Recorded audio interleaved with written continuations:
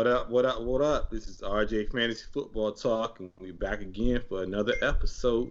I'm Rodney. This is JJ. What's You know, up? we back. What's going on, man? Hey, I'm just happy to be here. Things are going well. We had a lot of technical problems last week, so we appreciate those that are able to tune in with us on our off on what's usually an off week for us. But hey, it's cool because football season's in about 2 weeks, so we about to be on an Yes. every week schedule anyway. So it's the Oh last. yeah. Oh, we're almost at the end of our little off season schedule anyway. So. Oh yeah. We got a couple guests today. Couple fantasy football guys. You know, we playing leagues with them. Is my brother doing, man? Good, Hey, man. Good. Glad to be here. Glad y'all invited us, man. Excited, man.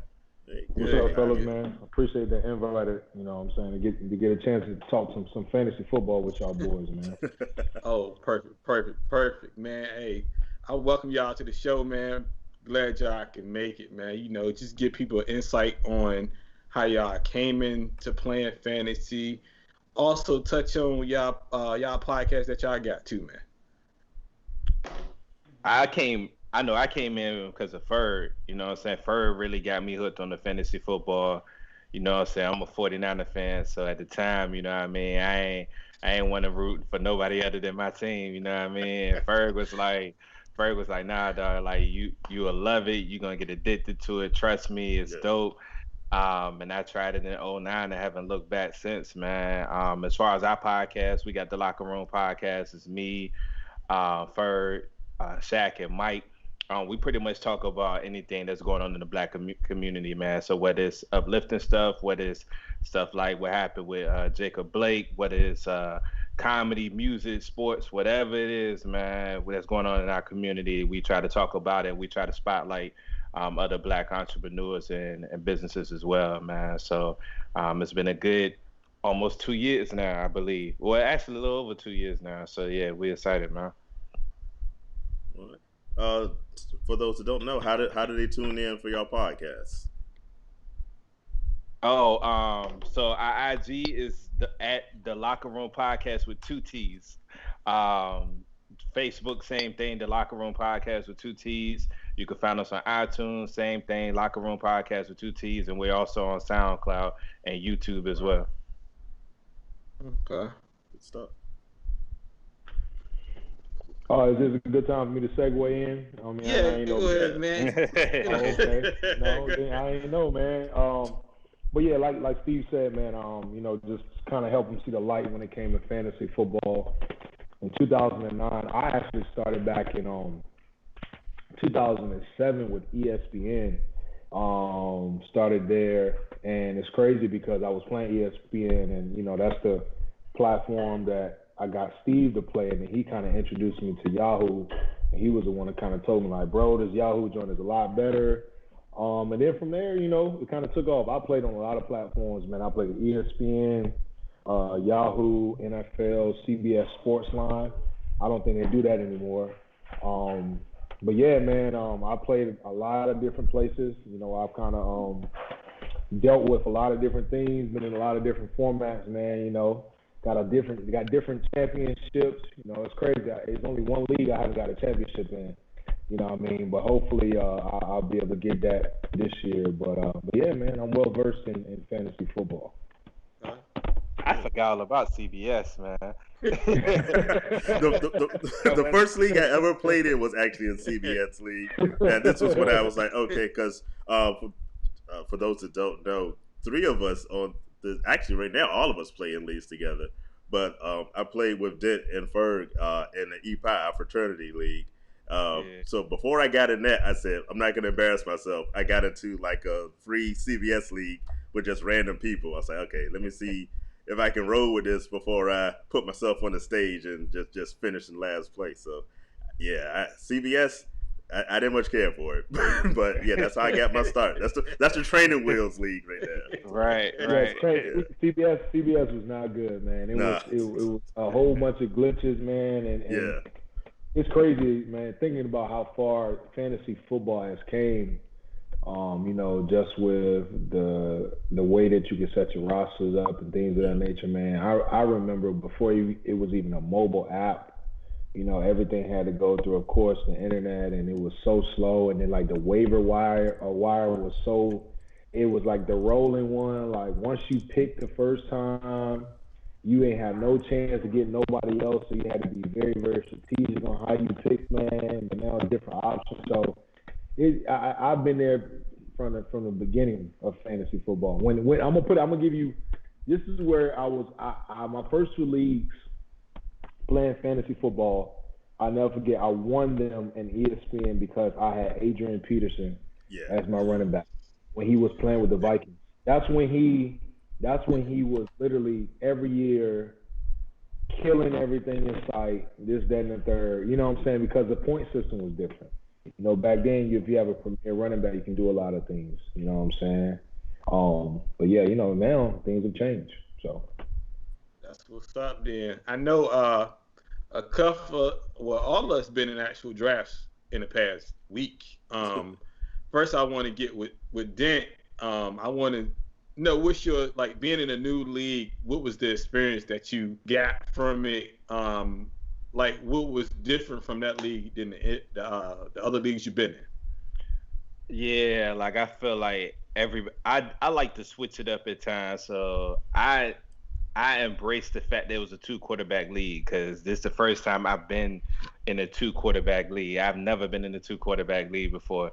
So I kind of embrace that, so I like to switch it up. It was weird because in every draft I'm in, I mean, you gotta take running backs early. If you don't take running backs early, they're gonna go. That's always like the first position where you looking for like your starting caliber running backs. And if your starting caliber running backs start to run out, then you're looking for that either that sleeper or the guy that's gonna get you a lot of PPR points through the flex or whatever. So it was weird to see quarterbacks go like, and you told me, you told me it was gonna happen, but even still to see quarter, like I never thought there would be a day where I would draft Kirk Cousins by round 4. Like I never thought that would ever happen in my life, yo. But I found myself in a position where round 2 and 3, all the quarterbacks was gone. I need a second quarterback, and I'm like, all right, well, I gotta draft Kirk Cousins now. So it was a different experience, but it was dope because what I'm saying, I like different formats. I like trying out different stuff. I don't like running the same format every year. Now I will say in my league, what I'm saying, we kind of vote on everything. So whatever everybody vote for, that's what we run with. But I would prefer to kind of switch it up at times. So it was cool, man. And then you always got one person that's gonna go against the grain. So it's like 9 people. You got 9 people with the quarterbacks, and then one person gonna be like, all right, let me get Christian McCaffrey. Yeah. It's always gonna be that one guy that's gonna go against the grain. So now it was a cool experience to be in that draft, man. Looking back, say you always back at your roster and be like, hey, I might have done this different had I thought about it a little bit more. But I'm happy with my team, man. I think we're gonna do some work this year. I ain't mad at that. So I got a question for all of y'all. And I go first. What is the I guess the person that felt the most in the draft? Actually, the guy that you thought that was gonna be there, but he actually slipped down and you could get him. Starting with you, JJ, like which one you felt that fell down the most? Well, the guy he falls every year, so it wasn't really a surprise for me. Is I'm a big fan of Jarvis Landry, but even this year, I feel like he fell a bit more than I thought he would. Jarvis and Odell Beckham played for the Browns, and it's always a situation where Odell's ranked higher than Jarvis. But what a lot of people don't realize is Odell ain't been in the Pro Bowl since his 3rd year, whereas Jarvis Landry's been in the Pro Bowl the past 5 years. So he's a guy that you can usually get late, but I think he fell a little bit lower this year than normal. So I didn't unfortunately end up with him in any of my leagues so far, but I still got 2 more drafts potentially left. So I'm hoping I can still land at least one Jarvis Landry share. What about you, Darius? It's tough, man. For me, thinking about it, it's two people. And it seems like every year these people have kind of been overshadowed. The first person I'm gonna say, and he's probably not on nobody's radar, but he's been consistently the best wide receiver on the team that he played for. Jamison Crowder. Like, Jameson doesn't get enough love, I should say, on fantasy. Yeah. And last year, I picked him up late in two leagues, and he was consistently getting between 7 to 11 catches per game. And he's by far the best wide receiver, and probably I think he's the only wide receiver right now for the Jets that's actually been able to kind of, move forward and do some things. The second person, man, and this is probably not going to change anybody's mindset, but I think people are really slacking on David Johnson, man. I think Me too, man. people, I agree with you totally on that. Are not looking at the fact that David Johnson is now in a system where they rely heavily on their running backs. It's always been that way with Bill O'Brien. When Duke was there, and even if you take a step further, and Bill O'Brien's, I think, first 2 years when Arian was there, you know what I'm saying? Bill O'Brien always used a lot of running backs, you know what I'm saying? Arian Foster, Blue, Slayton, I think at one point in time. That may be a little too old, but I think that the Bill O'Brien always uses running backs. And I feel like this year he's going to go back to a 21 personnel, which is 2 running backs, 1 wide receiver, and try to expose the fact that, he has David Johnson as well as he has, what's his name? Carlos Hyde. Duke Johnson down there. Yeah. Duke Johnson, excuse me. Yeah, David Johnson, Duke. Oh, my bad. They got the Johnson and Johnson brothers. Yeah. Right. So I think again, man. I think them two, Jameson and David. I think are the two that I feel that people kind of forgot about. I mean, 3 years ago, David Johnson was arguably the best running back in the league. Yeah. You know what I'm saying? So people forgot about him. But those would be my two, I would definitely say. What about you, Dent? Then I'm gonna go ahead and go. All right, so I got a few. I got 2 I'm gonna talk about. So Ferg already know who I'm about to say, who slid rightfully so because of injury. But if he's healthy, Ty Gurley is the top 3 running back in the league. And I think with Ty being in Atlanta, he's not the sole focal point. So in LA with the Rams, you know what I'm saying, he was the sole focal point. I mean, yes, you had to check for Cooper Kupp, you had to check for Robert Woods, you even had to check for the tight ends at times, but you knew if you slowed down Ty Gurley, you had a chance of winning that game. You know what I'm saying? You put him in Atlanta, and they could kill you with Julio. They could kill you with Calvin Ridley. You know what I'm saying? He's not the sole focal point, and he has a good offensive line with Atlanta. So, you know what I'm saying? He ain't the number 1 option no more. Julio is that number 1 option or whatnot. So, you know what I'm saying? You can't put 8 in the box. You know what I mean? You can't focus solely on Ty with a better O-line than he had his last year working in L.A. So as long as he's healthy, Ty Gurley is going to have a good year. Also, man, I noticed the one player that fell in our draft, man, was Allen Robinson, yo. Allen Robinson, man, if I'm not mistaken, he either had 100 or close to 100 receptions last year. And this is in a down year with Mitch Trubisky. Mitch Trubisky had a down year last year, a very bad year, and he still managed to almost have. I think he did have 100, but if he did, I think he did. He cleared 100 last year. Yeah, he cleared 100 receptions. 100 receptions with a subpar quarterback. You know, Allen Robinson, he gonna put up numbers regardless, man. So I think he's a dog, man. And I think the thing about Allen Robinson though, that he doesn't give you that week to week consistency that you would like, those big numbers. But he's always going to give you at least 10 points in a PPR league. Always. Every game he's going to give you 10 points. He may not put up that 20 to 30 point game, but he's always going to give you that 10 points. And then at quarterback, man, it amazes me year after year how people sleep on Matthew Stafford, man. Man, that is big, man. Especially in our league, Matthew Stafford, man, is a gold man in our league, man. I'm telling you. He a gunslinger, man. It don't matter how many picks he might throw. He gonna keep airing that bad boy out. Only thing to look out for this year is if DeAndre Swift takes off, it might cut into his production some. But DeAndre can catch out the backfield, so he's gonna be a good PPR look too. So yeah. Can I interject real quick in Go regards to ahead. that? I think another person too, people have kind of consistently slept on, but he's been a fantasy god, has been Phillip Rivers, man. I think, consistently Phillip Rivers has made top tier numbers in fantasy. Phillip actually got me my championship last year, when people wasn't thinking about him. And then take it a step further, I think the quarterback that people are gonna sleep on this year, because he's coming back from injury, is Big Ben.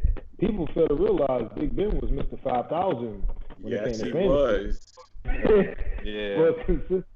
For some consistent years, man. So now you got a healthier Ben, an offense that's a little bit more stable. I think Juju's gonna have a really good year. I think Washington, who lines up alongside of Juju, is gonna have a good year. I think there's gonna be a couple of people that sleepers that may actually surprise us.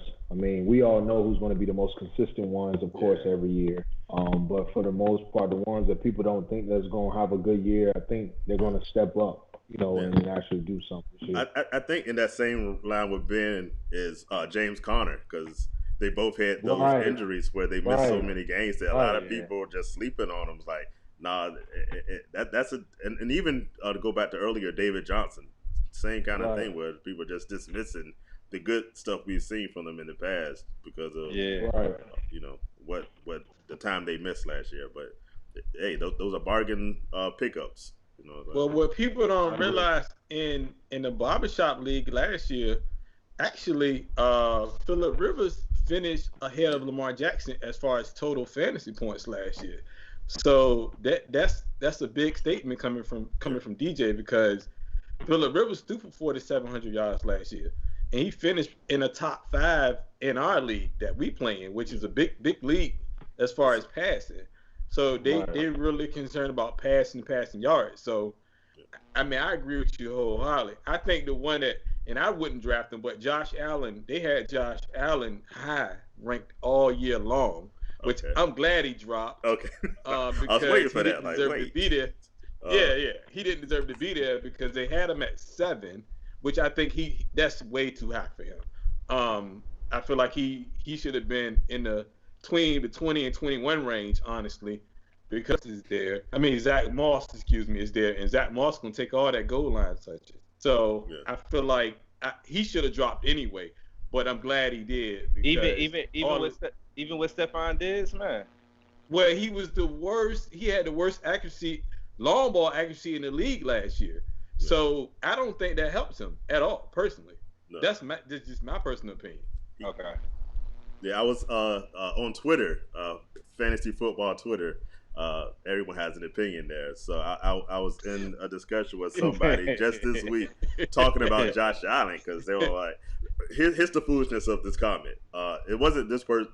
This is it was 2 different people, right? This one lady, I forget her name, was talking about Josh Allen is called reckless when he makes this pass, and then she had a clip of Pat Mahomes making a somewhat similar pass, and they said, but he's the greatest of all times. And she rightfully got dragged all across, because, like, how dare you compare Josh Allen to Pat Mahomes off one crazy pass? I was like, going back to yourself, he had the worst completion percentage in the NFL last year. He didn't even get the 6. Right now in today's NFL, if you can't get 60% of your passes, you're garbage. And he was at 58.8% last year. So this other person chimed in after I pointed out how bad he was. But Josh Allen is a top 10 quarterback in terms of accuracy for the short range and intermediate. I'm like, screen passes? We're going to talk about screen passes. What we're talking about. He said, I don't go with the overall number because his numbers are so different across the board, but he's really good in their range. Stephon Diggs is not a intermediate passing wide receiver. Yeah. He's the long passer, so if he can't make the long pass, Stephon Diggs is useless. Yeah, because Stephon Diggs has one route, and which is a straight go. Go. That's all he know. He not going across the middle, so he's not going to give you that 10 to the post. He's not giving you a 10 post. He's going to give you a straight go, which is not helping him. Oh, that's disrespectful. That's disrespectful. That's disrespectful. That is the truth. That's disrespectful, man. That's disrespectful. Diz ain't Deshaun Jackson, man. Don't do him like that. He only got one route. DJ can vouch that he got one route. He ain't Who, towards Stephon Diggs? He ain't towards one Steph, route, man. man. No, don't disrespect. Don't disrespect. Got a straight go, man. Disrespectful. Let me tell y'all something. He ran. I had we posted something on Facebook, our top tier quarterbacks, and we had Garoppolo ahead of Josh Allen. I got into a whole argument with a guy on Facebook to the point where I logged out of actually R&J and I logged into my personal Facebook and got into it with this guy. And he was like, "You must came up with this post or something." I said, "Yeah, I had something to do with it because the numbers that Garoppolo put up was way better than Josh Allen." Do y'all realize that Josh Allen only threw for 3,000 yards last year and 20 touchdowns? Yeah. Like, so you can't even come and say that he is a top 7 quarterback in fantasy football this year. That's absurd, bro. It's not even worth talking about. Come on, man. I dig that, but we can't disrespect Stephon Diggs like that, Diggs. man. I've seen Diggs run slants. I've seen him run digs. I've seen him run posts. I've seen him run corner. We gonna see this year, and I hope he do well. I'm not saying he's bad, but I just hope. Yeah. I just don't see him. I don't see him getting the ball. No, I'm gonna be honest with you. He's going to replace all the nuances that John Brown did. Don't say that to me.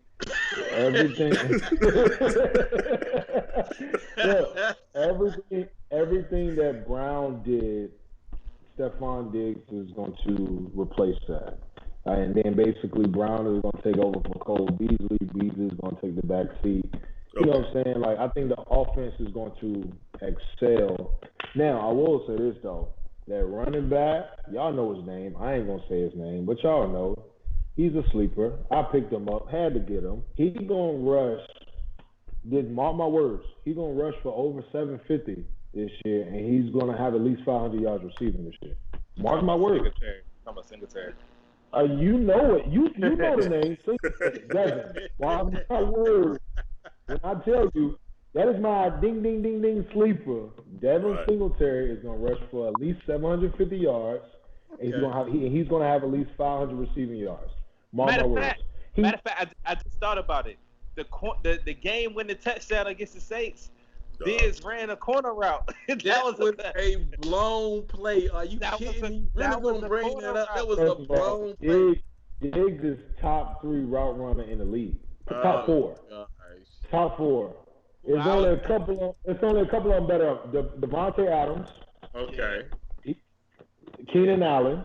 Okay. Yeah, sure. Okay. And then from there it kind of scatters out. So you tell me who's after him? Michael Thomas? I'm not saying he's a bad receiver. What I'm saying is Josh Allen is gonna hurt his production because he's not gonna get him the ball like that. I'm trying to tell you. I'm going to disagree because Josh Allen is a great short accuracy. He's a great short accuracy quarterback. And the difference between Kirk Cousins and Josh Allen is Kirk Cousins is a rhythms quarterback. Josh Allen is a sporadic, get out the pocket type of quarterback. Josh Allen is going to break the pocket.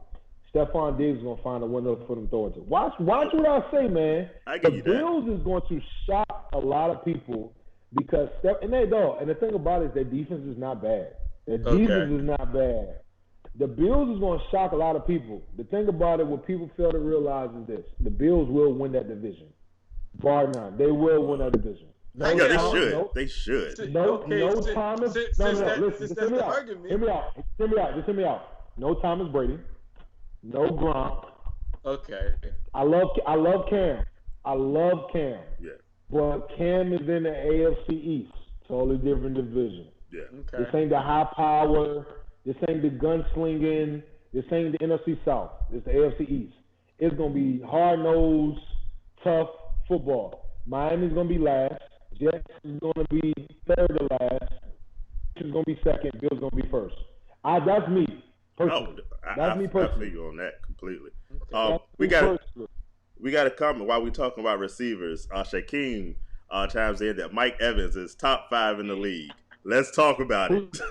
Mike, hey, Shaq. No, Shaq said that. Hey, Shaq, we've already had this discussion, bro. I don't know how many times we got to talk about this. Mike Evans is not top 5 receivers in the league. And matter of fact, Jasper, I'm glad. I actually glad that you repeated that comment. Right. You said something because you disrespected Odell Beckham earlier. I did, and I will continue to disrespect Odell Beckham. And I wasn't gonna let that slide. I was gonna bring that back up because Odell, in a down year, still cleared 1,000 yards, and Baker Mayfield played like hot garbage. He played like Basura, and he still cleared 1,000. Imagine if y'all gotta stop disrespecting Odell. Odell had a couple injuries, and y'all forgot who this man is. Shaq actually had the audacity to say to me that Odell Beckham had not done anything since the one-handed catch, and I had to send him stats that he cleared 1,400 yards and 10 plus touchdowns 2 more seasons after that. Nah, man, like Odell is on a healthy in a good situation, because every receiver needs a good situation to take it to stardom. You know what I'm saying? You have a few like D-Hop that really don't need it. You know what I'm saying? But Odell, man, when he's healthy. Let's go back to your that you slid it in the middle. Baker Mayfield is what? Garbage. Hold on. So, I didn't he played like garbage. He played like hot garbage. Played like garbage. I think Baker's gonna take a step up this year. You can step up from the floor about an inch. Okay, he's stepping up, but he's still Baker Mayfield. But let me ask: Do y'all think that Mike Evans is better than Odell Beckham? Yes. 100%. No, what? 100%. Now, if I go back to 2000, no way. How far back are we going in Odell Beckham's career? Let's just ask. I just ask this question real quick. Okay. What is the determining factor of Odell not being better than Mike Evans in your eye? Like, why do y'all put Mike Evans over Odell? Because I can name 10 ways why Odell is better than Mike Evans. I want to hear these 10 ways. I do. You're the football coach. Break it down for me. Tell me where I'm wrong. Here's the first one. Odell's a way better route runner than Mike Evans. Way better. He has way better hands than Mike Evans. Way better. Every pass that's thrown to him, he gonna go get it. Only thing I think, Mike Evans is a glorified Vincent Jackson. I've said this, and I'm gonna continue to say this, regardless of the situation. I'm gonna continue to say this. He's a glorified Vincent Jackson, regardless of the situation. He's a little bit more athletic, and Mike Evans' best ball is a go ball. He's always been that good guy to do that. Yeah. All right? Odell, any route you need, any pass thrown to him, Odell, if he's 110%, he's going to snag and go get it. I've seen Odell, we all seen Odell take a slant to the crib. Mike Evans ain't doing nothing like that. Y'all need to stop. Look. Okay. Now here's my one argument. Like I said, you're the football coach. You can break it down better. I'm not even going to try to get in your lane. I'm going to stay over here in fantasy football world. You got to be healthy, and you have to have good quarterback play. He has neither one of those things going for him. So if I look strictly on fantasy football level, if you'd ask me to pick between Evans and Odell, I'm going Evans every time. That is 100% understandable when you're doing the rankings. When you're doing the rankings, you got to put Mike Evans above Odell simply because of what you just stated. Like I can't take a risk on Odell high because I don't know which Baker Mayfield is going to show up. I don't know if it's going to be his rookie year I'll tell you right or now, last year, and I don't know if Odell is going to be there all 13 games. That actually led to another decision. I was sitting there trying to decide between Saquon and Zeke, and I picked Zeke because I know Zeke is going to be there. Saquon may not be there all 13 games, but as far as who is the better player, I mean, it's no debate. Like he said, Odell's a better route runner. He got better hands. He's more explosive. Okay. I misunderstood this because it's RJ Fantasy Football Talk. I think of everything in terms of fantasy football. And we break it down NFL, then I see your point and I give that to you. Yeah. Man, and here's the one thing about Mike though. Right. Even Odell's criticism has been about the bar that he set. So if Odell has a game where he has 6 or 7 catches for 70 yards, we're gonna consider that a bad game because it's Odell Beckham. Yeah, Mike Evans would legit, and this is why some seasons I stayed away from Mike. Mike could give you a game where he has like 8 catches for 175 yards and 3 touchdowns, and he'll follow up the next week with 2 catches for 20 yards. I give you that. but to Jay's point though, and he made a great point. Quarterback play. Yeah. Yes. Jameis Winston. He's a passing yard god. Yeah. He's gonna throw the ball a million times. And Shaq is still up here listening. He is. I was about to mention him. Right. Look, Jameis is gonna throw the ball 40 times a game. He's gonna give you 40 touchdowns and he's gonna give you 40 picks. That's what Jameis is gonna do. That's why the volume for what it is, you know what I'm saying, has been so great for Mike Evans. You know, not taking nothing away from Mike, but I'm gonna stand on that hill when I say Mike Evans, when it comes to fantasy, he is one of the best. But he is a glorified Vincent Jackson. I want to stay on that point for a second. Hold on for a sec. I want to stay on that point for 2 reasons. One, Shaq is still listening, and he says Mike Evans has done it with Josh Freeman, Mike Glennon, Josh McCown, and famous Jameis. And we talking about quarterback. And he throws in now Fitzpatrick. Well, people rag on Eli Manning. Right. I mean, Odell had Eli in his bad years. Way out of his prime. Right. And the other reason I wanted to stay on that, I think another thing that gets me with Odell is he set the bar like way up there those first 3 years, and I just don't know if he still has that after his injuries. Yeah. If I can get the Odell Beckham from back in those days, sign me up all day for him. But I just don't believe he's that. This is my question.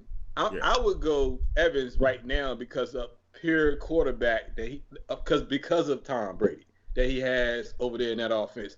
I'm not trusting Baker Mayfield with my money on the line. I'm telling you that right now because Baker Mayfield he threw 22 interceptions last year and 20 touchdowns. Brady only threw 22 interceptions in 4 years. I'm taking Mike Evans, bro. Now, if you're saying Mike Evans and Chris Godwin, I'm going Chris Godwin. So I was going to say that. So here's my other point too. What people got to realize is this year alone, when it comes to Mike Evans is going to get his touches, he's going to get his yards, but they're not going to be to the standard of Jameis. Jameis will sit back in that pocket and throw a 60-yard bomb, and Mike Evans is going to get it. Tell him that. Thomas Brady is not going to do that. Tom is going to dink and dunk. That's why, get ready, Godwin is going to probably have the most yards on that team. And after Godwin, it's probably going to be Gronkowski. And then it's probably going to be some slot receiver that no one knows about that they have that's going to be able to run. That's going to be running across the middle. That's going to be taken. I'm telling you, man, because and here's another thing too, what people fail to realize. This is and Dent, this comment is for you. I need you to hear me when I say this loud and clear.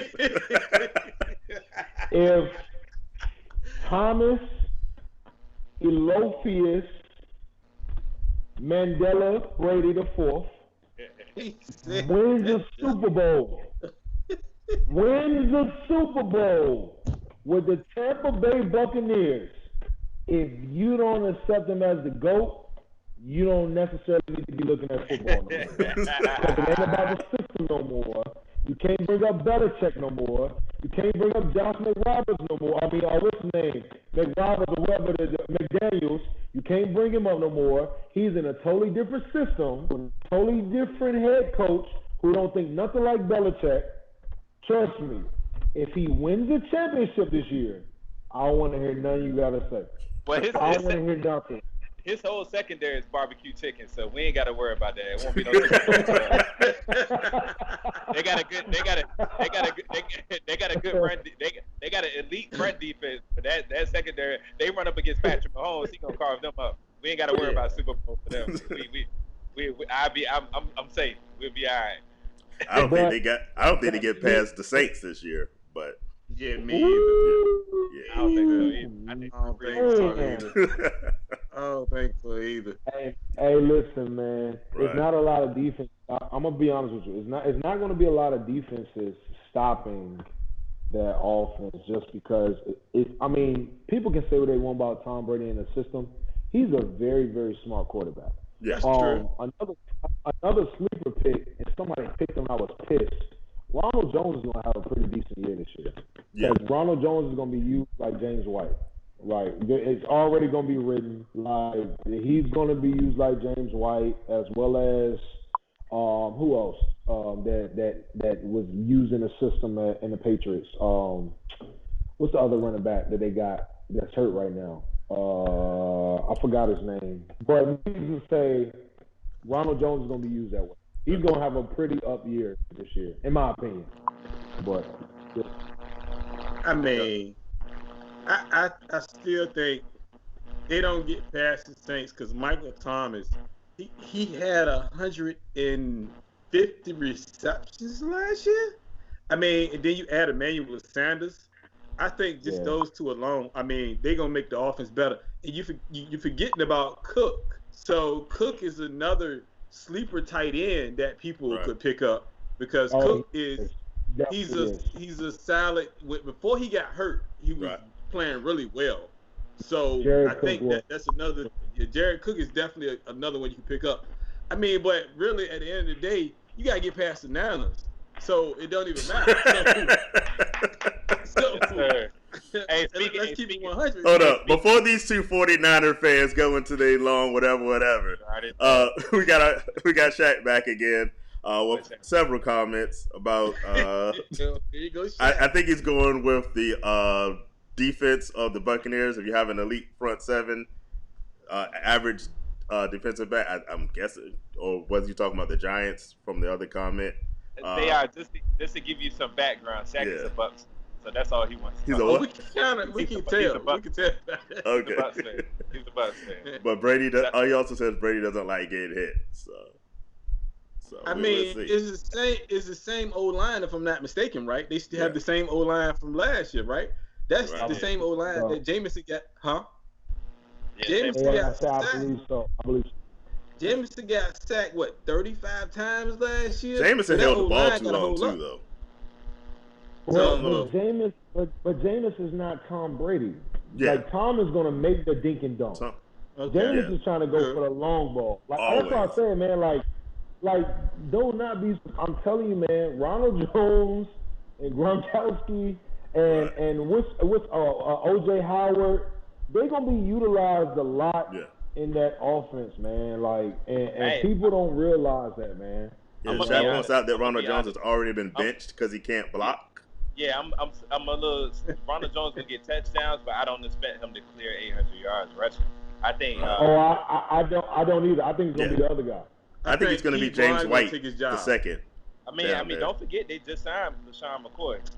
He ain't gonna see the field. Well, he gonna see the field. No, he gonna spell. He's gonna be a third down running back. He's gonna spell a couple. But as far as I agree with you, Dent, about Ronald Jones clearing 800. I don't think he's gonna be that every down back. But again, he's gonna get used like James White. Like James White come in second and short. They're gonna sprint him out. He's gonna get a 6-yard reception, maybe up tempo, keep him in there, change the pace, couple plays here and there. I think Ronald Jones is gonna be serviceable because his dynamic and his speed equals that of James White. That's me personally. Right. So, are y'all putting any stock in Keyshawn Vaughn taking any of the shine away from Jones? Or y'all think he's another year away? I think so. I think so. I think he's going to be more of that every down back, or the change of pace back. Compared to Ronald Jones. I do think that. Definitely do think that. So fellas, we are talking about top 200s tonight. Uh, we all put in our top 200, but I want to discuss, I guess, y'all top 10. I mean, because we got some time, but going over 200 is not gonna work. So we can all go by our top 10 list and see how you feel. Who going first? Hold up, are y'all I hearing go. that? And y'all, Yeah, I'm hearing it. I'm hearing it. Got it? Yeah. let's see. Trying to see who the culprit is.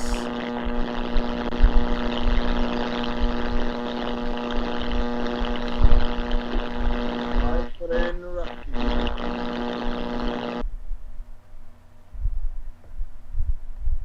Can you hear it? All right.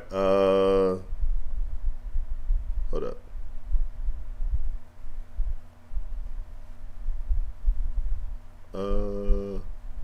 Good. Yeah, it's gone, but I'm just trying to fix something. Uh-oh.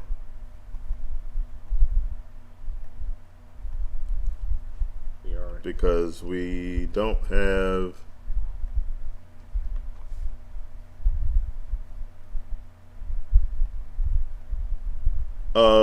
Uh, DJ, is your thing Yo. me? Okay, yeah, you back.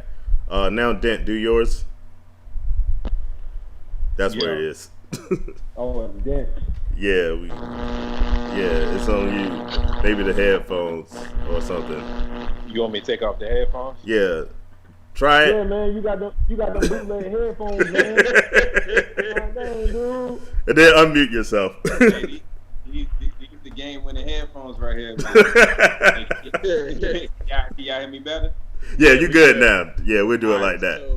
So basically, my top 10 is Christian McCaffrey, Saquon Barkley, Michael Thomas, Zeke, Pat Mahomes, Russell Wilson, Julio, Lamar, Devontae Adams, and Derrick Henry in that order. The reason I put Russell Wilson over Lamar Jackson, I base mine off of the leagues that I play in. So I played in the 2 quarterback leagues, and I based it primarily off of like the barbershop. In the barbershop, he was actually number 11, the number 11 quarterback as far as fantasy points. And I think if you look at his numbers, he had like a little over 3,000 yards passing and 1,200 yards rushing. I think that gets cuts in half as far as rushing yards. I think the touchdowns come down a little bit too because people are going to be keying on him. So that's the reason I got him down. But I think everybody else belongs on that list as far as where they at. What about you, JJ?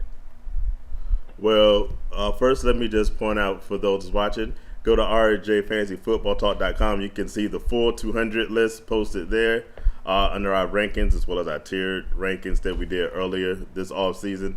But my first 10 and the first 3 are the easy ones: Christian McCaffrey, Saquon Barkley, Ezekiel Elliott, and then I have Michael Thomas, Pat Mahomes, Devontae Adams, DeAndre Hopkins, Alvin Kamara, and then number 10 is Dalvin Cook. So out of that list, who do you think deserved to go higher if you could redo it again?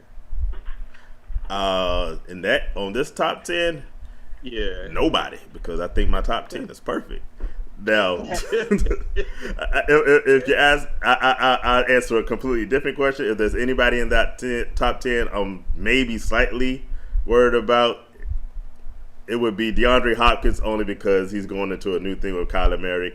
But I feel pretty good that that's going to work out well because he's nuke, so there's nothing he can't do.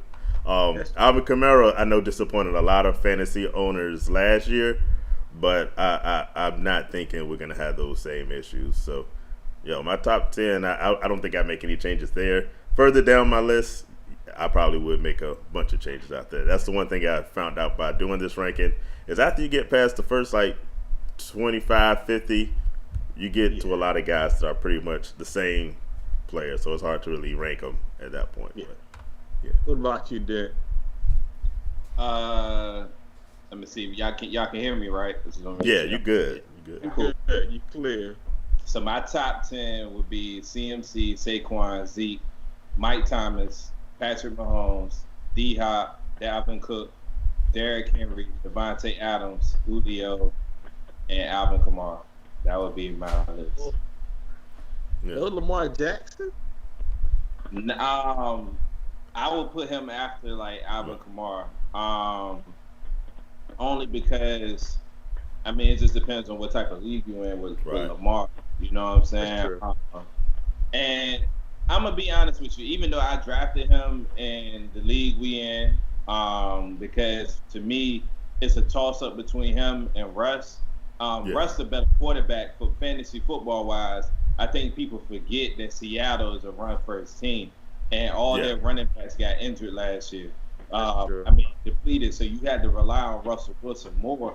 But in the typical Seattle Seahawks offense, Russell Wilson is not going to throw the ball that many times. I mean, he's capable, but I think it's a toss-up between those two. And that, we don't know how Dak's going to play this year because of that whole contract situation. He might not even be, like, his normal self. If he plays like his normal self like last year, he could ball out. But with Lamar, man, like I said, it just depends on the league you in. He would be right at 10 or 11 for me. I think Patrick Mahomes, just for the simple fact that he can actually take over a game. Yeah. Literally, he can win you a fantasy football game by himself. He has to be top 5. But Lamar, I'll be curious to see how he's gonna do in his bounce back year, man. Right. Me too. Because now I think with his first full season starting, you know, people ain't had a game tape on him like that. Yeah. Now you got a year where people will come back and they'll look and they're gonna play Lamar a little bit different, and it's not like they improved their wide receivers around him. That is true. I'd be curious to see how. I think he's still gonna have a good year, but is he gonna have as good of a year? Is he gonna have an MVP year? Is he gonna have number 1 on the top 100 year? We'll see, man. I'm a little skeptical. I'm not gonna say he's not. I'm just a little skeptical about it. So yeah, I have Lamar like 11, 12. Yeah, we talked about that a few times ourselves. Lamar's season last year was bananas. It's like if he could do that 2 years in a row, then he's the greatest for real. But I'm more of a wait and see. Like I want to see if he can do anything close to that because to be top in touchdown passes and rushing, I was like, he's a quarterback and running back in the same player. It's like Michael Vick wasn't that good in any season. I drafted him, so I'm hoping he does. Hey, I tell people I live in Baltimore, so I am a default of Ravens fans, even though they're not my number one. My squad is the Raiders. But I can't live up here in Baltimore and not like Lamar Jackson. So it was one of those choices when I had to choose between him, Russ, and Dak. It was like, it's a toss up really between these three. Yeah. But if I pass on Lamar and he balls out, I know I'm gonna be mad at myself. That fear of missing out. I'd rather draft him and he has a down year and pass on him and he has an MVP explode. Year. I feel you. So yeah. What about you, DJ? For me, man, my top 10. Y'all can hear me? You you good. You good. All right, cool. Christian McCaffrey. Excuse me. Gracious.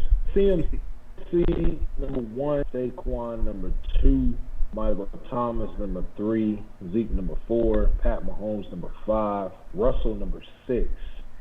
Lamar number 7, Devontae number 8, Dalvin Cook number 9, and DeAndre Hopkins number 10. On the outside looking in, Julio and Alvin Kamara. I specifically did it that way just because of the league that I'm in.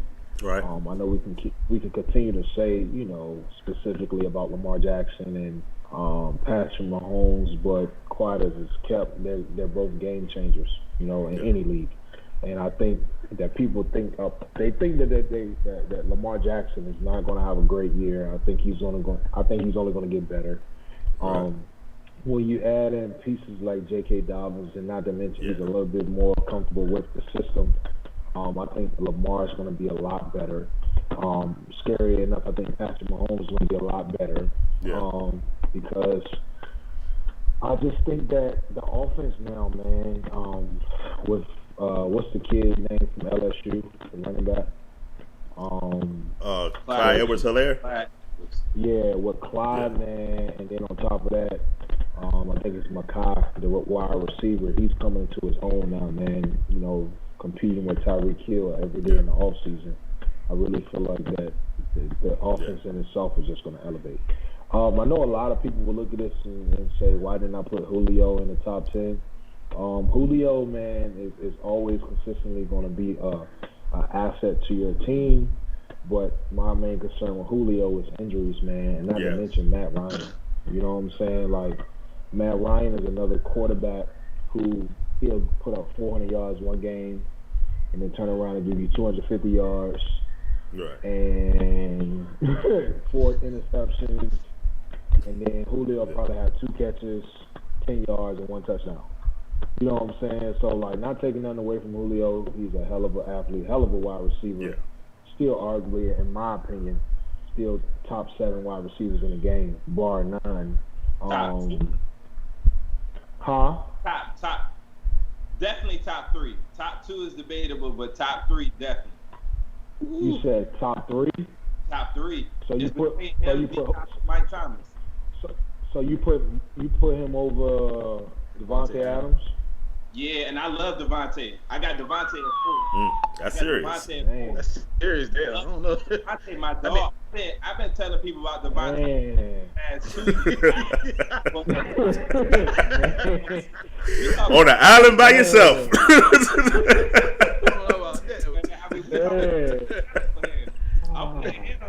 I put my top 5 wide receivers in the league is I would say Mike Thomas, D-Hop, Julio, Devontae Adams, and Odell. They my top 5. There's your top 5. You gonna say just top 5 receivers. If we talking about fantasy, well, look, brother, you gonna be on that island by yourself. I love Julio over Devontae Jones, man. So hold up. So you're telling me you're taking in fantasy football right now, you're taking Odell Beckham over Tyreek Hill. No. That's why I made it clear that we just saw. Okay, Hey, hold up, man. You saw. I drafted Tyreek Hill. I took Tyreek Hill early. I took him in our draft. I took him in the 4th round. And this is what quarterbacks go in the first 2-3 rounds.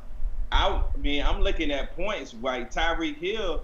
Tyreek Hill is right. I almost put Tyreek Hill in my top 10 simply because, like, not only does he give you points PPR wise, but he's gonna give you them return points as well. Right. So, yeah, I mean, I'm putting Well, do you think he's gonna be in the return? Because McCole Hartman was a Pro Bowler for his return game last year. My bad. I said McCole. My fault. Yeah. Well, they say McCole Hartman is actually going to be the starting punt returner and kick returner. Right. So that pretty much kills Tyreek Hill from returning punts and kicks. But you know, Andy, you never know. Mix it up sometimes. You never know. He'll put Tyreek back there anytime, any moment. You know what I'm saying? You never know. Andy, you know what I'm saying? So I think Tyreek are better. I would put Tyreek on my ranking ahead of Mike. You know what I'm saying? So like who? Mike Evans. Okay. I put Tyreek ahead of Mike. Yeah. I think Shaq will have a problem with that. He would. But yeah. Hey, but can we talk about this gas that y'all giving Kenyon Drake, man? Can we talk about this 3 outtakes? Man, come on, man. I would give Kenyon Drake premium gas. Kenyon is like that. I ain't even giving him 7-11-87, dog. Oh, wow. I can't do it, dog. One thing you gotta understand, dog. Look, this is the thing. Kenyon Drake, not even this past year, but the year before, bro. The last 4 or 5 games of the 2018 season, Kenyon Drake balled, bro. When I say he balled, got traded mid-season and ain't nobody give him a thought. Don't want nobody think about Kenyon Drake, man. It's easy to ball when ain't nobody think about you.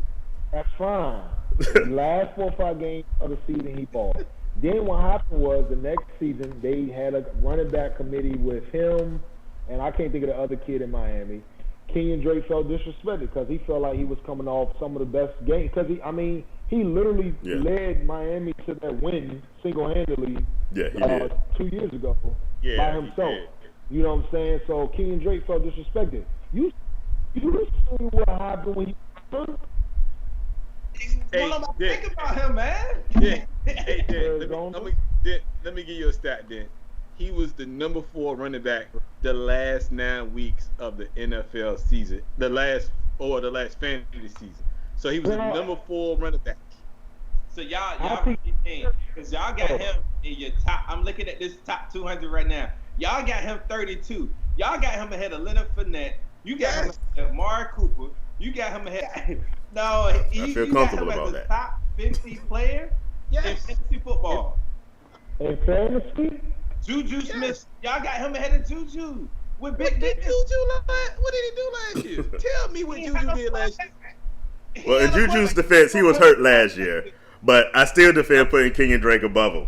Because I'm thinking David Johnson 2 years ago is Kenyon Drake this year. And that's going to be monster. If you think about it, if you give Kenyon Drake a whole year in Arizona, and you look at the numbers he did from the time he got there and played, he would have had over like 1,300 yards rushing and like 800 or 900 yards receiving last year. Right. So you gotta put him there as a top 50 running back in fantasy. And then add in that Nuke is there, taking it off the top. So it's. If that's the case, why ain't Raheem Mostert higher on your list? Y'all ain't. Raheem Mostert, first of all, hold up. You should know as a 49ers fan, we have a committee, bro. I was about to say that. Y'all got Kevin Coleman, Raheem Mostert. Y'all got so many people. Mostert had more touchdowns, and Mostert only played. That's not the point, though. But that's not the same situation. Arizona, Kenyon Drake is the sole running back in Arizona. Sole running back. Not to mention, Kyler Murray's like 5'2". He can't see over the line. So he's going to be dinking and dunking in that fast offense. Nah, that's disrespectful to Kyler Murray. Kyler Murray, he ain't going to be dinking. He going to be throwing that thing. He going to be throwing that thing this year.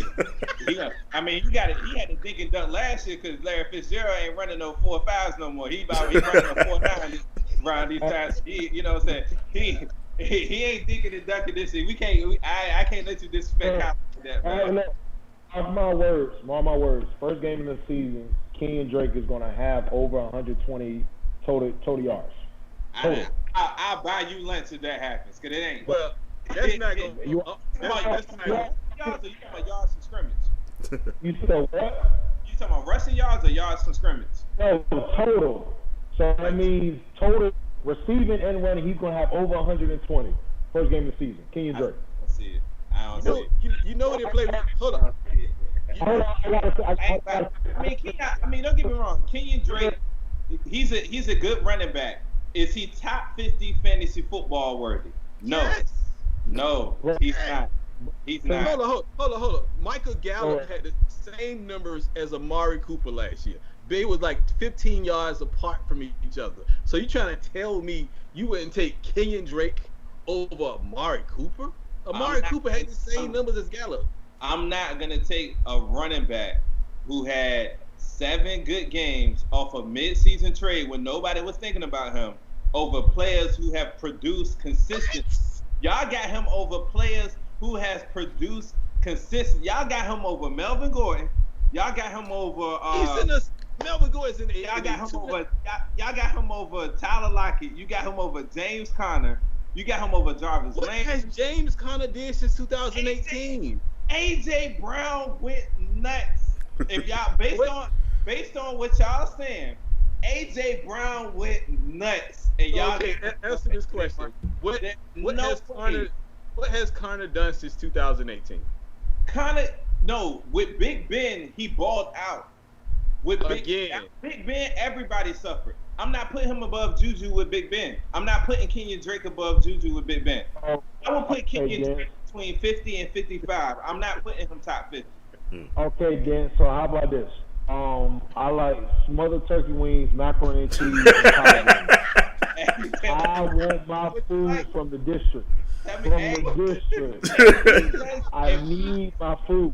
If he gets 120 yards total from scrimmage, I will buy you the district lunch. I got you. Brother, it don't happen. First game of the season, watch for the record, who's the Cardinals' first opponent? The Week 1? The 49. Right, so you... 49ers is not going to happen.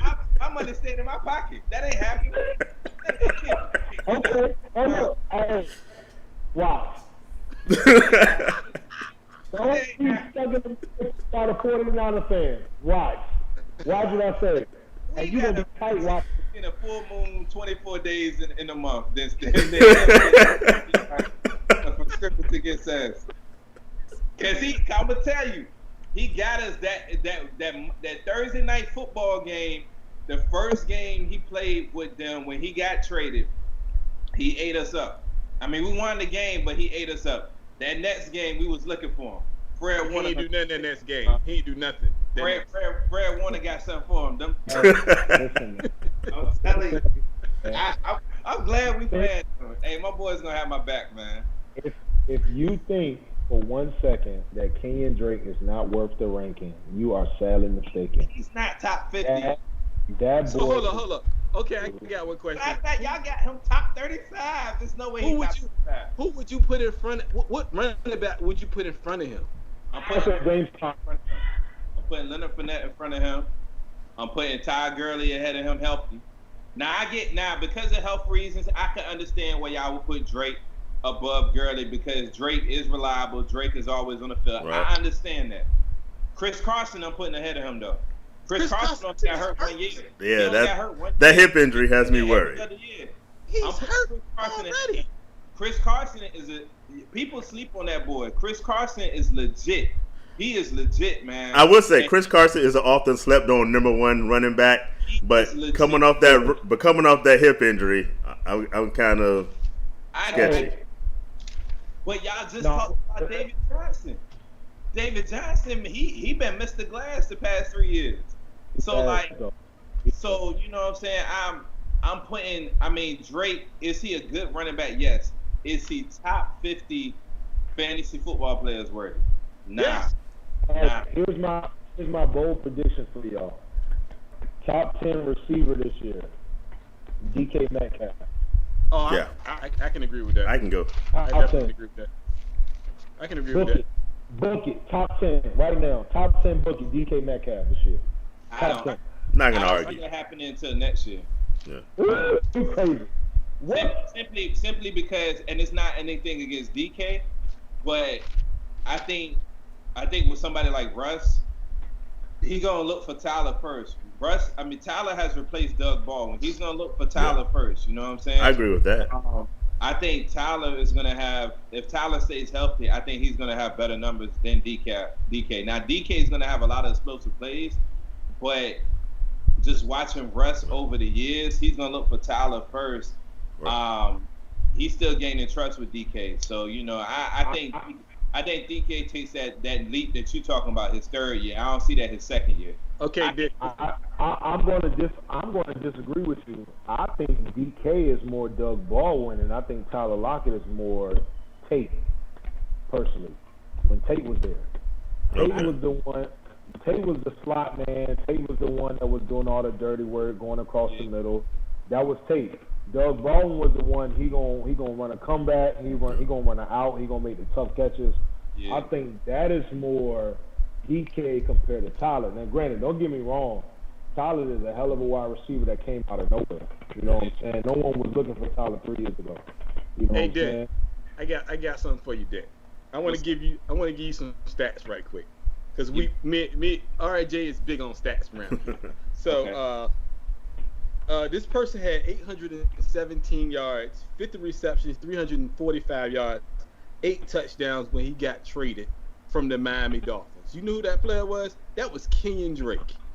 And Leonard Fournette had 76 receptions in 16 games for 543 yards. So you tell me, what running back are you taking in a whole complete season right now? Leonard Fournette. You're insanely crazy. It's easy to ball when I just gave you the numbers. Ain't nobody. I just gave you the numbers. Here's the difference. Won't nobody thinking about Drake last year. People thinking about him. Gave you the numbers. Hey. Are you kidding? They're gonna be keying for Drake this year. And he's not gonna ball the same way. Leonard Fournette. Now, if you take Leonard Fournette, I'm sorry. Okay, hold on. You know how many touchdowns Leonard Fournette had last year? He was hurt. How many touchdowns he had last year? He probably had like 6. No, he had 3 in 16 games.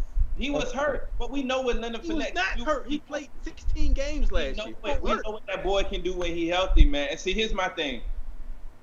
Gardner Minshew, he's a good quarterback. You got weapons. It's not the same as when who was the quarterback that was there early on with him? Gardner Minshew was the starting quarterback from week 2. Before. Who was that quarterback? He played for the Bears now. He's the back of the Trubisky. Nick Foles got hurt on the second play. Before Foles. I'm talking about the quarterback that was there his rookie year. The one that they drafted in the top 10 that didn't pan out. Yeah. Oh my God. Can't think of it right now. Juice Boy. Blake Bortles. Blake Bortles. Yeah. Blake Bortles. This is not a Blake Bortles situation. You know what I'm saying? He got weapons around him. DJ Chark is legit. They got another wide receiver. He's another one that slept on too. Yeah. People don't like DJ. I don't know why. Gardner, that quarterback, he's legit. So he has weapons around him where if you key on him, Chark gonna burn you for 800 for 8 receptions. You helping my argument because Nick Foles got hurt week 1 of last year. That's when Minshew came in the game. Lenny with that offense. It was the same offense. And Leonard Fournette healthy. He's gonna have a better year than Drake. He was healthy last year. I'm not saying Leonard Fournette is not good. What I'm telling you is Kenyon Drake in the 9. The ball when ain't nobody checking for you. They check. Oh gosh. They check. He did that in 7 games. DJ, help your boy out right here, please. Man, they thought they won't check it for you. Won't nobody think coaches won't lose and sleep over Kenyon Drake. Okay. You know what I'm saying? They won't. I mean, now they're gonna check for him this year because he's a starting running back coming into the season. He did good. He put up numbers. They're gonna check for him. Is he gonna have a good year? Yes. Is he gonna have a better year than Lenny? No. Are you going Eckler over Leonard Fournette? I'm skeptical about Austin Eckler. Simply because he's been consistent the last 2 or 3 years. But here's my thing about Austin Eckler. If Phillip Rivers was still there, absolutely, it wouldn't be a question. Right. I'm a VTech fan just like I am for we know Tyrod Taylor. Tyrod Taylor is my boy. Tyrod Taylor will win you games. Tyrod Taylor be productive. But am I gonna count on him to make sure everybody around him is gonna have the same type of numbers that they were producing with Phillip Rivers? No. And that's the thing. So I'm a little Austin Eckler. He's a good running back. He's a great PPR back.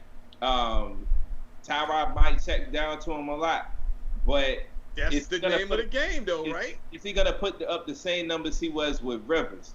I'm not sure that. I don't think so. I think we saw in several drafts that Keenan Allen and Austin Eckler probably failed a little bit more than you might have thought they went last year, and it's because of Tyrod. They're gonna stack 8 men in the box every time. They're gonna dare Tyrod to beat them. Now Tyrod can. That's my boy. But that's what defense gonna be like. Yo, I'm gonna live and die with Tyrod Taylor beating us with his arm. They're gonna stack that 8 in the box. Austin ain't seen nothing like that. So I'm not saying he's not gonna have a good year. I'm just a little skeptical, man. Okay, I got you. I mean, by the way, I should point out, your boy Shaq said he logged off a long time ago because y'all disrespected, I believe, Mike Evans. So you might not hear. He might have something for y'all in person, but glorified Vincent Jackson, bro. And I'm staying on that hill. Oh wait, man. Look, man, y'all funny, man. I can't believe you actually said I like Leonard Fournette, but you're absolutely crazy. I'm telling you right now, you're crazy. I will say we have Leonard Fournette. Since you brought out the rankings, we have Leonard Fournette and Who are we talking about right now? I forgot already. Kenyon Drake. Kenyon Drake. They're very close in our rankings. It's not like they're like 12 places apart from each other. So, hey, now that's too close. That's too close. That's too close. That's too close. Lenny, y'all got and that's another thing too. Running back wise, I'm not feeling Miles Sanders ahead of Nick Chubb, even though it's by one spot. Nick Chubb, I think Nick Chubb is on a whole nother level, man. If you play in a PPR league, Miles Sanders. I think Miles Sanders is gonna be better than Nick Chubb in a PPR league. In a PPR league, not a better running back, but just in Doug Peterson's offense. Yeah, I think Miles Sanders is the better option. That's why. But I will say this though, I don't understand why he was the number 4 or number 5 running back this year, which was weird to me. In the pre rankings, he was like the number 4, number 5 running back, which is weird because even it was times where, you know, when you go to the ranking, kind of see who's top guy. I'm going last night. We going through the draft or whatnot, right? And I'm going through the rankings, and I see Miles Sanders still at the top, and I'm like, where did this come from? You know, it kind of threw me off. Who's this? You know who's the second running back in Philadelphia? They don't have one. Oh, Boston Scott. Who's Boston Scott? So volume is what Miles Sanders is up there strictly because of volume. Yep. Whereas Nick Chubb, you got Kareem Hunt right behind him, and depending on how you feel about that, some people, I forgot he was off suspension. My only thing I think Miles Sanders is going to have a good year.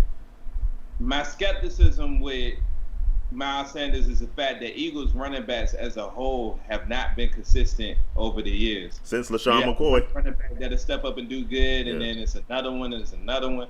Now, the bright side to Miles Sanders that he's a rookie. He's somebody that they drafted and that they invested in. He's not a free agent pickup. He's not a mid-season trade or anything like that. So that's the bright side to Miles. I would still draft Miles top 30. I just don't know if he's ahead of Nick Chubb or Josh Jacobs. I mean, Nick Chubb, if you go on PPR, Nick Chubb only had 36 receptions for 278 yards. You have to go Miles Sanders if you're doing a PPR league, to me, because he's going to catch over 500 yards. He's going to get over 50 receptions. Nick Chubb doesn't even do that the whole year. Now, here's a comment to that, though, about his PPR. Is he going to have the same receptions? Because think about it. He's going to have less. He's going to come out on third down because you got somebody coming in on third down for him. But here's the thing. Wentz lost all his receivers last year. He was throwing to you last year. So that's true. Miles Sanders was probably the best option on the field at one point. You know what I'm saying? So, I mean, with all his weapons, except for Goodwin, Goodwin is sitting out this year. Yeah. But with Rager, we'll pray to God that D-Jack stay healthy. You know what I'm saying? With Jeffrey, with all his weapons back. Alshon still hurt. Yeah. Alshon hurt too. Okay, and you still, I think, and Ertz, I think he's going to purposely look to get Ertz more involved just because. I agree. Yeah. I agree. Yeah, I'm looking for Zach Ertz in every draft this year. Me too. And I couldn't get him last night. I wanted him so bad. I couldn't get him. But Ertz is his favorite target. Yeah, so I mean, is Miles going to have the same? I'm not saying he's not going to have a productive PPR year. I'm saying, is he going to have the same PPR numbers as last year? I think it's going to go down a little bit. I think he's going to do better because he ain't got nobody behind him. He going to get the value. He going to get the carries. Another running back there. No, they don't. Scott. Scott is on Boston. Yeah. Boston is their third down back. Yeah. Didn't they get so they don't have Jordan Howard no more? No, he's in Miami. Yeah. Oh, that's okay. Yeah. So if you go on value, Miles Sanders is the better pick than Chubb. I like Chubb in real life. And see, here's the thing. This is a point I keep bringing up. Right. When you got people that sleep up, they sleep on. I mean, not necessarily sleep on you, but you got people that sneak up on you. You know what I'm saying? It's like a mixed drink that you don't know what's in it. You know what I'm saying? You start drinking that joint and all of a sudden sneak up on you and it hits you. Miles Sanders is somebody that snuck up on everybody. Nobody expected Miles Sanders to ball out. Defense is going to be checking for him this year, guaranteed. So, So I mean, he got the potential, but ahead of somebody that's like Nick Chubb that we know is gonna show up week in and week out. But if you're thinking about PPR, okay, think about it this way: if you get 100 yards on 20 carries, no touchdowns, that's literally 10 points for your running back. Right. If he don't get any receptions, he ran 100 yards for 10 points. Now, if you get Miles Sanders, who did 15 carries, 80 yards, and a touchdown, he did another 5 receptions, 50 yards. That's more points for Miles Sanders than it is for Nick Chubb. So in a PPR league, he's better. What was Josh Jacobs' PPR numbers? He only had 166 receiving yards. Yeah, so if you think about it, he didn't have that many receiving yards. Gruden has come out and said that he's pissed that Josh Jacobs didn't win Offensive Rookie of the Year. I am too. So he's gonna make it a point. He said it. He said, "I'm gonna make it a point to get him more touches, however I can." But what I'm saying to you is, Josh Jacobs, Nick Chubb, and Joe Mix are the same running back. All of them good, but they don't catch out the backfield. That's the problem if you play in a PPR league. If you don't catch out the backfield, that's why Eckler is probably a better situation running back, because he had 993 receiving yards on 100 receptions, and he had 500 yards rushing. That's still way more points than those 3 right there. I'm gonna come to your defense on this, Dent. I'm not the other subject. I left you on the island by yourself. I'm coming to help you out here. The person who also is not a PPR person is Derrick Henry. Derrick Henry was the number 2 running back in PPR last year because of his rushing yards. So if Nick Chubb, who was very close to Derrick Henry, can get the same rushing yards, the fact that he doesn't catch out of the backfield might not matter as much. I'm still picking Miles Sanders, but if you want to go with Nick Chubb, that's your logic right there. It's a difference, because you know why it's a difference? Because Derrick Henry had 18 touchdowns and Nick Chubb had 8. So it's a big difference when you're talking touchdowns. Yeah, he got to get touchdowns to compensate. You got to get touchdowns to compensate. If you don't get that, then of course it's gonna look like that. He had 18 touchdowns, man. Of course he's gonna be a PPR monster when you get 18 touchdowns. I mean, that goes back to the Lamar Jackson debate, because Lamar Jackson led the league in touchdowns. Didn't he? He did. Yeah. The thing is, Lamar Jackson in our league, and DJ can vouch for this. In our league, he was not a top 10 quarterback last year. Not at all. He was number 11, just because of the fact that he only threw for 3,085 yards last year. Those numbers ain't doing nothing in the league we play in either, Dent, because at the end of the day, quarterbacks get a point every 10 yards. So when you know how many games that Lamar Jackson had over 300 yards? Probably like 6. No, 2. He had 2. 2 games. In the rest of the games, he was under 200 yards. That's gonna go up. I will say that's gonna go up this year. It should. I think it should. It should. Yeah. It's gonna go up because I think defenses are gonna try to force Lamar to throw more, and I think that's where Lamar is gonna kill him, because the biggest Lamar can throw the rock.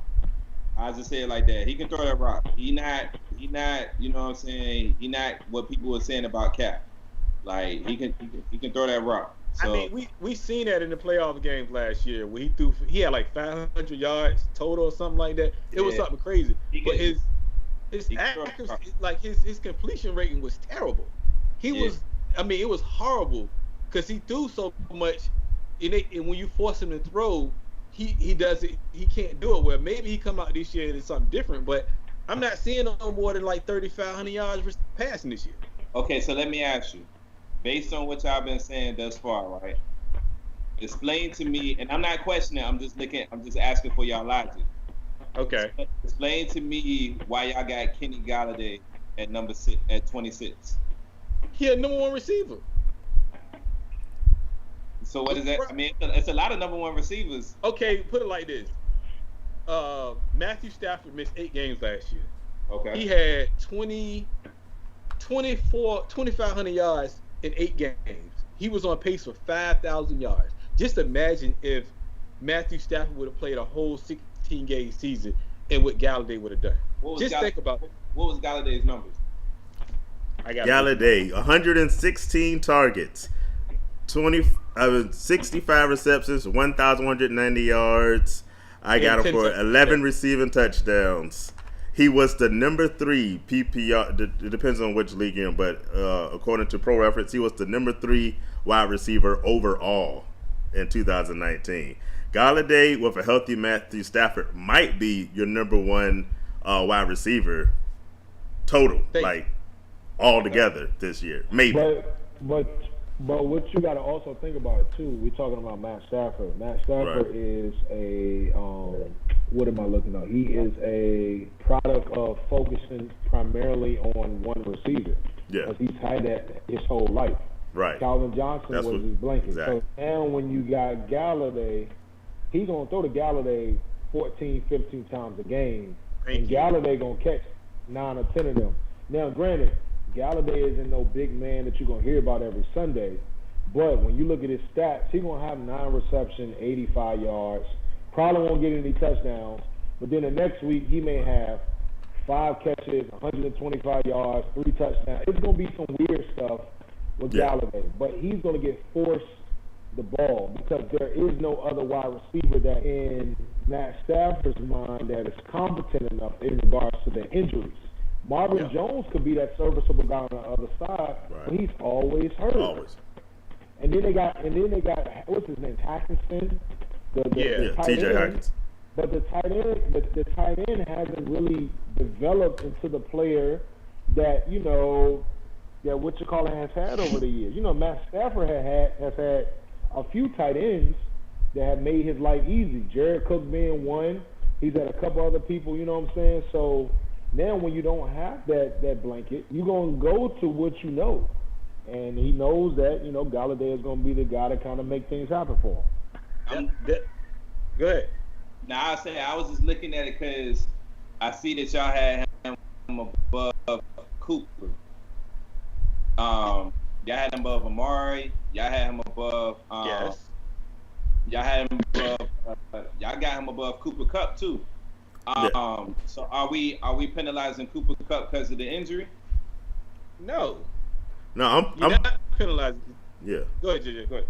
I was gonna say what separates him from Cooper Kupp is Robert Woods is there out in Los Angeles, and so those two are gonna be running neck and neck. And going back to DJ's point earlier, we seem to have lost him a little bit, but going back to the point he made. Was that Galladay is going to be that number 1 guy, and it's going to be miles of separation between him and the number 2 receiver out there in Detroit. So it's just a vibe. It's all about volume. I mean, and that's the way you got to look at fantasy. You got to look at opportunity and you got to look at value. Because if you get in value and you get opportunity, you can always be better than the next person. You got to get the opportunity to be that double. He's going to get all that workout. Every last, all of it. He is. I think my only concern for Galladay is that it's almost like it's the reason why. I mean, don't get me wrong. Mike Thomas is on a whole nother level, but it's the reason why the Saints went out there and got Emmanuel Sanders because when the gap is so large between 1 and 2, if I'm a defense, I'm keying in on that number 1 guy. Yeah. You know what I'm saying? And I'm gonna force you to beat me with that number 2. And so that's how I be looking at fantasy football a lot of times. Like I look at it as opportunities, like y'all said, but I also look at like how they're gonna do in defense. And I know, you know what I'm saying, he got to go against Jair Alexander twice a year. He got to go against that Bears defense twice a year. He got to go against that Minnesota top 5 pass defense twice a year. So that's 6 games where he's going to be tested, and they're going to be keying on him because he's the number 1 receiver. So he's going to get a lot of opportunities, but they're also going to be checking for him as well because that gap is so clear. Hopefully Marvin Jones can stay healthy. If Marvin Jones stay healthy, he won't have a problem because we know what Marvin Jones can do on any given week. Yeah. But if Jones goes down, it might create some problems. So well, this is my argument. So you make that argument, right? It's the same thing as like with Allen Robinson. They had nobody on the other side for Allen Robinson. Allen Robinson got force-fed 15 times a game. Easy. And that's why he put up the numbers that he put up See, here's my thing about the Bears. I think the Bears had productive wide receivers around Allen Robinson. I just think Mitch didn't do a good job of getting them the ball. Because he's not a good quarterback. Yeah, I think they do got good receivers there. One of those receivers actually helped me win a playoff game. I'm like, all my receivers got hurt, and I picked up a Bears wide receiver. I forget the kid's name. Anthony Miller, perhaps? Yes, Anthony Miller. Anthony Miller actually won me a playoff game, man. Yeah. So Anthony Miller is a good wide receiver. They got two more that's actually pretty good. It's just that Mitch, man, he just ain't doing a good job. You know what I'm saying? I think Rodney joint froze. Oh, in fact, he's calling me. Yeah, I think it's okay. Yeah. Mine froze. Yo, what's up? It just kicked you out. Yeah, you're frozen. All the rest of us aren't. Yep. Uh-oh, now you gone. Hold up. Well, try to see if you can get yourself back. All right.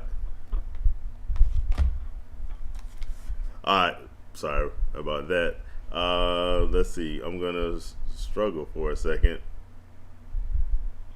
Give me just a moment. So I don't know whether we're gonna get him back or not. So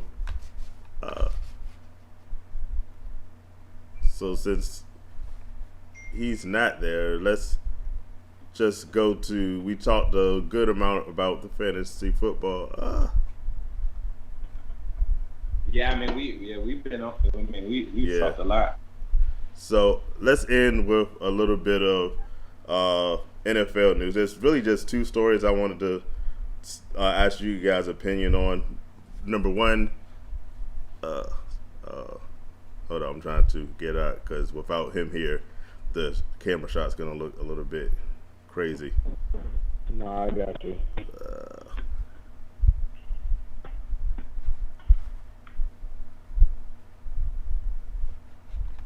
But let's see. I'm gonna just throw it on y'all for a second. Without, all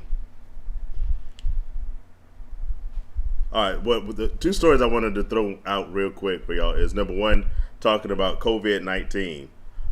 There was a story just put out that they had 0 cases in the NFL this past testing period.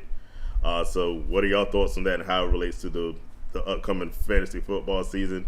And then the second question I'm going to throw out there, y'all can answer them in any order, is about the big news for tonight is the fact that due to the protests, they canceled a bunch of NBA games, baseball games, and so forth. So just want to get y'all parting comments on those two things. Ferg, you go ahead, bro. So in regards to COVID-19, you said specifically with the NFL. Is that where you? Yeah, that one's for the NFL. I think, man, COVID-19, with it being an upper respiratory virus, and having similar traits close to the flu, is something that has to be the new normal. People need to understand that this isn't going anywhere. Contrary to what people think. As far as NFL goes, I think that considering all aspects of the virus, the percentage of it being so low and who it's targeting and the pre-existing conditions, I think if NFL players and the training staff as well as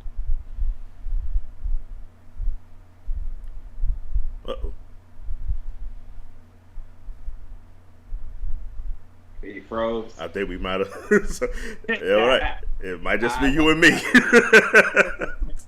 All right, well, I'll go real quick. All right. I think with COVID-19, man, and the whole NFL, I think the NBA is such a superior league when it comes to addressing issues and being proactive and being retroactive in a timely manner. I think it's almost embarrassing to other leagues like the NFL because they always slow when it comes to stuff like this. So I think, when you got 22 men on the field, you know what I'm saying? close range. Hopefully they get the testing right. We haven't heard of too many issues, but like you said, it hasn't been much testing either. I think they're scared of a situation like baseball.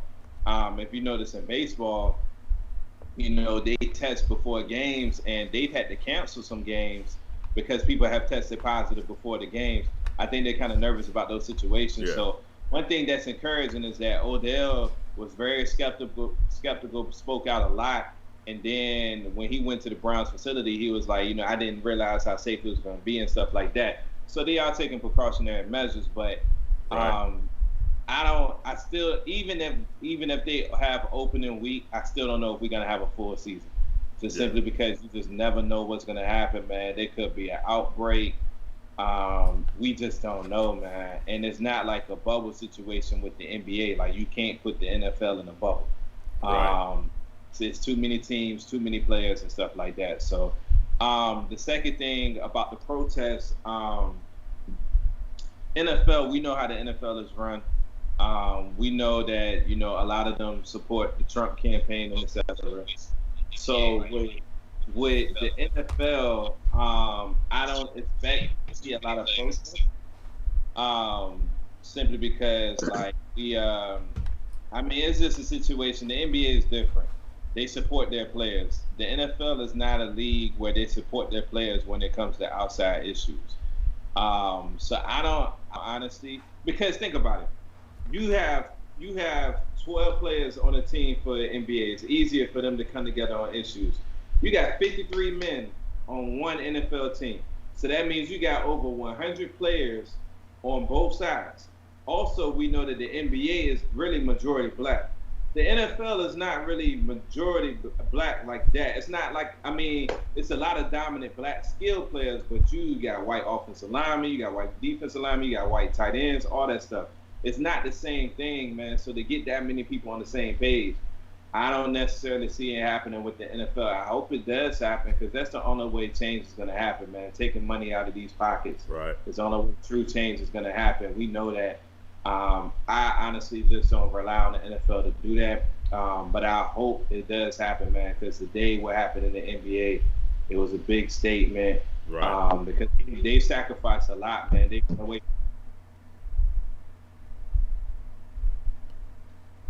All right. All right, so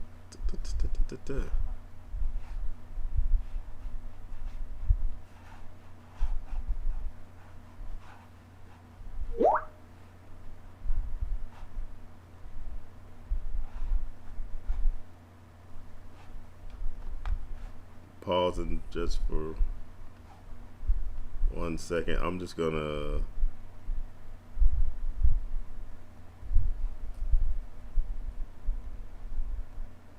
I'm just gonna end the show because I seem to have lost everybody.